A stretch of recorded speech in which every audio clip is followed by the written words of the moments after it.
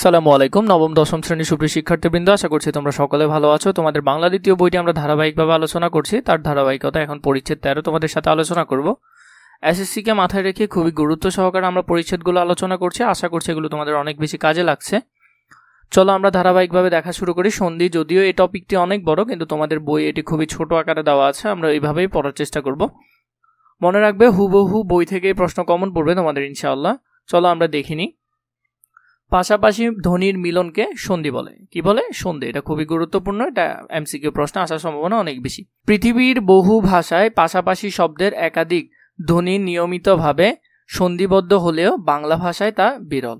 যেমন, আমি এখন চা আনতে যাই, বাংলা ভাষায় এই শব্দটিকে সন্ধির সূত্র অনুযায়ী আম্মা এখন চা আনতে যাই, মানে এই শব্দগুলো একসাথ করে ফেলেছে, চা আনতে এই শব্দগুলো একসাথ করে ফেলেছে, এভাবে বাংলায় বলা যায় না। তবে বাংলা ভাষার উপসর্গ প্রত্যয় দিয়ে এবং সমাস প্রক্রিয়ায় শব্দ গঠনের ক্ষেত্রে সন্ধির সূত্র কাজে লাগে, মানে মাঝে মধ্যে সন্ধির বিষয়টা এখানে কাজে লাগে। সন্ধি 3 প্রকার, খুবই গুরুত্বপূর্ণ: স্বরসন্ধি, ব্যঞ্জন সন্ধি এবং বিসর্গ সন্ধি। বিসর্গ সন্ধি থেকে তোমাদের প্রশ্ন কমন আসার চান্স 80% প্লাস, তাই তোমরা এই বিষয়টি খুবই ভালো করে মাথায় রাখবে। চলো আমরা ধারাবাহিকভাবে, সবগুলোই তো গুরুত্বপূর্ণ, আমরা ধারাবাহিকভাবে দেখার চেষ্টা করি। স্বরসন্ধি। স্বরসন্ধির মধ্যে দেখো সূত্র 1, আমি তোমাদেরকে একটু সহজ করে বুঝিয়ে দিই। সরিয় অথবা সরেয়া থাকুক, আবার এটার সাথে সরেয়া বা সরিয় থাকুক, যাই থাকুক সন্ধি করার সময় সেটা সরেয়া হয়ে যাবে। কি হয়ে যাবে? সরেয়া হয়ে যাবে। যেমন তুমি দেখো, এখানের মধ্যে আমরা দুইটা শব্দ দেখতেছি, উত্তর এবং অধিকার। দেখো র, আমরা জানি প্রতিটা ব্যঞ্জন ধ্বনির সাথে একটা কি থাকে? অ থাকে, এবং এদিকে যোগ দিলাম। আবার অধিকারের প্রথমে সরিয় আছে, সরিয়। তাহলে আমরা বললাম প্রথমে সরিয় এবং সরিয় থাকলেও সেটা কি হয়ে যাবে? সরেয়া হয়ে যাবে। যেমন সরিয় যোগ সরিয়, তাহলে সন্ধি করার সময় সেটা সরেয়া হয়ে যাবে। যেমন দেখো, উত্তর আ, র এর সাথে একটা আকার আছে, তার মানে সরেয়া হয়ে গেছে, সরেয়া হয়ে গেছে। আশা করি তোমরা বুঝতে পারছো। এবার দেখো আশা, এখানে আকার আছে মানে সরেয়া আছে, সরেয়া, এবং এখানে সরিয় আছে, তাহলে সরেয়া আর সরিয় থাকলেও কি হয়ে যাবে? সেটা সরেয়াই হয়ে যাবে। সেম রস্যই দীর্ঘইর ক্ষেত্রেও একই। রস্যই থাকুক বা রস্যই থাকুক, অথবা রস্যই দীর্ঘই থাকুক, যাই থাকুক না কেন সেটা দীর্ঘ হয়ে যাবে। যেমন এখানে একটা আছে রস্যই, এখানেও রস্যই, তাহলে রস্যই যোগ রস্যই, কিন্তু এখানের মধ্যে হওয়ার সময় কি হয়ে গেছে? দীর্ঘই হয়ে গেছে। এখানের মধ্যে দেখো পরীক্ষা, এই উদাহরণটা খুবই গুরুত্বপূর্ণ, এটা ভালো করে মাথায় রাখবে, এটা পরীক্ষা আসে মাঝে মধ্যে। এরপর রস্যাউটাও সেম, রস্যাউ থাকুক বা রস্যাউ দীর্ঘাও থাকুক, মোট কথা হলো দ্বিতীয় বর্ণটা এখানে হবে। কি হবে? দ্বিতীয় বর্ণটা হবে। যেমন রস্যাউ তো সেম।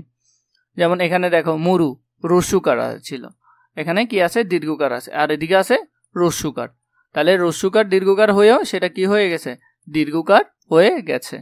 এরপর 4 নাম্বারটা দেখো, সরিয়র সাথে রস্যই বা এগুলো থাকলে 1 আর 2 এবং 3 আর 4 হলে, যেমন সরিয় সারিয়াকে 1 2 ধরতেছি, এটাকে 3 4 ধরতেছি, এটা যাই থাকুক না কেন সেটা কি হয়ে যাবে?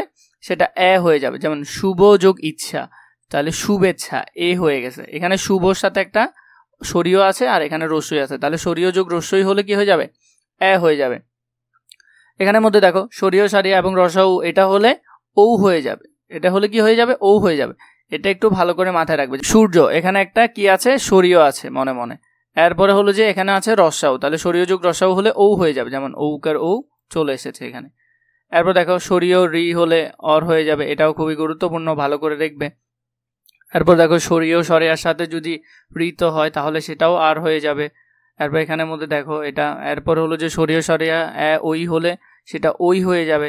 যেমন জন যোগ 1, এখানে জন, এটার সাথে মনে মনে সরিয় আছে, সরিয় যোগ হলে ওই হয়ে যাবে। কি হয়ে যাবে? ওই। যেমন জৈনক, এটাও খুবই গুরুত্বপূর্ণ, এটাও ভালো করে দেখবে।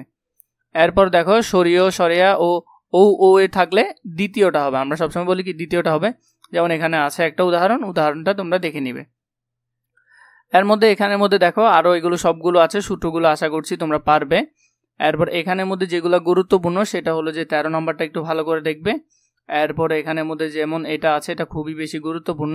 এই 14 নম্বরটা, 15 নম্বরটাও খুবই গুরুত্বপূর্ণ, 16 নম্বরটা মোটামুটি দেখে নিলেই হবে। কিছু স্বরসন্ধি সূত্র অনুসরণ করে না, মানে এই যে এখানে 16টা নিয়ম দেওয়া আছে, এরকম কোনো নিয়ম অনুসরণ করে না, এগুলাকে আমরা সাধারণত নিপাতনে সিদ্ধ সন্ধি বলি। কি বলি? যেগুলা সূত্র অনুসরণ করে না তাদেরকে আমরা কি বলি? নিপাতনে সিদ্ধ সন্ধি। যেমন কুল যোগ আটা, মোস্ট ইম্পর্টেন্ট, হুবহু পরীক্ষায় কমন আসবে, কুল যোগ অটা, কুলোটা। এরপরে এখানের মধ্যে এটা কোনো ধরনের সূত্র, এরপর গো যোগ অবাক্ষ, গবাক্ষ, এই দুইটা থেকে একটা পরীক্ষা আসতে পারে। এগুলা যতটুকু না গুরুত্বপূর্ণ তার থেকে বেশি গুরুত্বপূর্ণ এই দুইটা বিষয়, খুবই বেশি ভালো করে দেখবে। কুল যোগ অটা, কুলোটা, গো যোগ অক্ষ, গবাক্ষ, এই দুইটা খুবই ভালো করে দেখবে। এর পাশাপাশি তোমাদেরকে বলে রাখতেছি, তোমাদের যদি এসএসসি রিলেটেড সবগুলো দাগানো বই প্রয়োজন হয়, আমরা খুবই অল্প দামে এবং খুবই ভালো মানের দাগানো বই তোমাদেরকে দিচ্ছি। তোমরা চাইলে ডিসক্রিপশন বক্স আমাদের ফেসবুক পেজে মেসেজ দিয়ে কথা বলে বইগুলো নিতে পারো, যার যে বই প্রয়োজন সেই অনুসারে বইগুলো নিতে পারো। খুবই ভালো মানের বই তোমাদের জন্য রেডি করেছি। যেমন এখানের মধ্যেও দেখো বাংলা দ্বিতীয় বইগুলো আমি তোমাদেরকে আন্ডারলাইন করে দিয়েছি, যে বিষয়গুলি পরীক্ষায় হুবহু আসে। তারপর দেখো ব্যঞ্জন সন্ধি। ব্যঞ্জন সন্ধি হলো স্বর ব্যঞ্জনে বা ব্যঞ্জনে স্বরে বা ব্যঞ্জনে ব্যঞ্জনে, মানে হয় স্বর এবং ব্যঞ্জন বর্ণ মিলে হতে পারে, অথবা ব্যঞ্জন বর্ণ অথবা স্বরবর্ণ মিলে হতে পারে, অথবা ব্যঞ্জন বর্ণ মিলে হতে পারে। চলো আমরা একটা একটা দেখে নিই এখানের মধ্যে। যেমন প্রথমে হলো স্বর। এখানের মধ্যে আমাদেরকে একটা উদাহরণ দিয়েছে, স্বর যোগ ছ, মানে এখানের মধ্যে হলো যে যদি কোনো স্বরবর্ণ এবং তার সাথে যোগ আকারে ছ থাকে তাহলে সেটা চয় ছ হয়ে যাবে। যেমন কথা, এখানে একটা আকার আছে আর এদিকে ছ আছে, তাহলে এটা কি হয়ে যাবে? চয় ছ হয়ে যাবে। পরিচ্ছেদ, এটা খুবই গুরুত্বপূর্ণ, ভালো করে দেখবে এটা। তাহলে এখানের মধ্যে স্বরবর্ণের সাথে যদি চ থাকে তাহলে সেটা চয় ছ হয়ে যাবে। ব্যঞ্জন বর্ণ এবং স্বরবর্ণের মধ্যে দেখো, ব্যঞ্জন বর্ণের মধ্যে যদি এইসব কোনো বর্ণ থাকে, ক, চ, ট, ত, প, এগুলোর সাথে যদি আবার আরেকটা স্বরবর্ণ থাকে তাহলে এগুলোর মধ্যে এখানে কি হয়ে যাবে? এই বর্ণগুলো হবে, ক এর বদল ঘ, চ এর বদল বর্গীয় ঝ, এভাবে হয়ে যাবে। যেমন দিক, ক আছে এখানে, তাহলে ক এর সাথে কি হয়ে যাবে?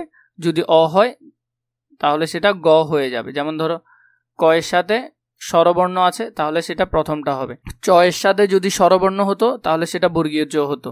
এখানের মধ্যে উদাহরণ আছে, উদাহরণগুলো একটু দেখে নেওয়ার চেষ্টা করবে। যেমন এখানে অঘোষ বর্ণ কি কি ছিল? প্রথমগুলো ছিল অঘোষ বর্ণ, সেগুলা কিসে হয়ে যাচ্ছে? ঘোষ বর্ণে রূপান্তর হয়ে যাচ্ছে, এই জন্য এগুলোকে বলা হয় ঘোষবৎ।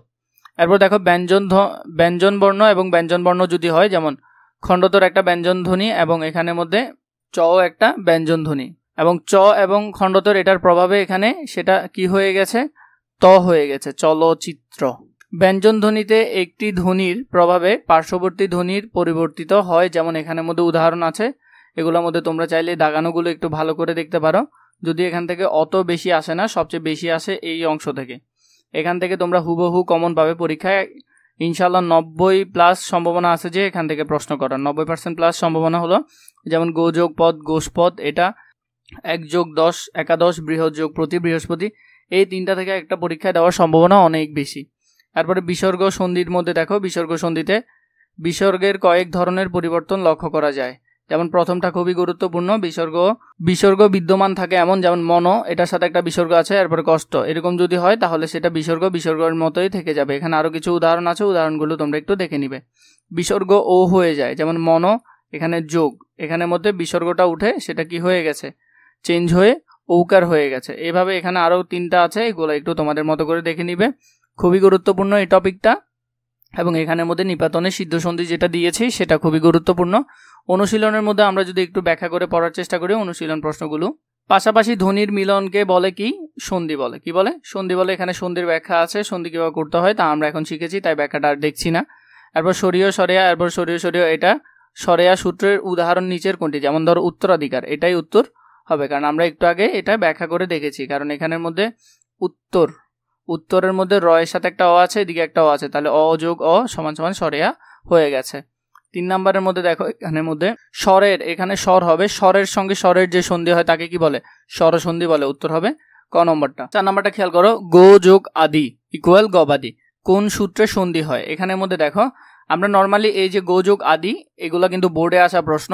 এখানের মধ্যে দেখো আমি তোমাদেরকে সুন্দর করে আন্ডারলাইন করে দিয়েছি, যেগুলো বোর্ডে আসে, এগুলো তোমাদের জন্য খুবই গুরুত্বপূর্ণ। যেমন গো যোগ আদি গবাদিটা ও যোগ অন্য স্বর এবং অবৃত স্বর, তাহলে আমরা এখান থেকে বুঝতে পারছি যে ও যোগ অন্য স্বর, তারপরে অবৃত স্বর, অবযোগ স্বর। তো তাহলে এইভাবে করে তোমরা যদি দাগানো বইগুলো পেতে চাও, নবম দশম শ্রেণীর সবগুলো বই আমাদের কাছে দাগানো আকারে আছে। তোমরা যদি চাও তাহলে নিচে ডিসক্রিপশন বক্সে আমাদের ফেসবুক পেজে মেসেজ দিয়ে কথা বলে চাইলে বইগুলো নিতে পারো, সেখান থেকে তোমরা হুবহু ইনশাল্লাহ কমন পাবে। 5 নাম্বারটা দেখো, ব্যঞ্জন সন্ধি কত ভাগে হতে পারে? এটা আমরা একটু আগে দেখেছি 3 ভাবে হতে পারে, এখানের মধ্যে সেগুলো দেওয়া আছে, সেগুলো একটু দেখে নিও। 6 নম্বরে বলেছে পরিচ্ছেদ, তাহলে এখানের মধ্যে কি হয়েছে? রস্বীকার, আর ছ তাহলে পরিচ্ছেদ। রস্বীকার তাহলে রস্বীকার হলো কি স্বর, এরপরে স্বর এবং এদিকে হলো চ, তাহলে হলো যে ব্যঞ্জন, তাহলে স্বর এবং ব্যঞ্জনের হয়েছে এখানের মধ্যে। এখানে ব্যাখ্যা আছে, ব্যাখ্যাটা চাইলে তোমরা দেখতে পারো। 7 নম্বর দেখো, নিচের কোনটিতে বর্গীয় জ এর প্রভাবে ত হয়েছে? এখানের মধ্যে দেখো উজ্জ্বল বর্গীয় জ এর প্রভাবে ত হয়েছে। উজ্জ্বল এটাকে যদি আমরা ভাগি এখানের মধ্যে আমরা এই ধরনের দেখতে পাবো। তাহলে এখানে আরো কিছু আছে, তোমরা চাইলে এগুলা দেখে নিতে পারো।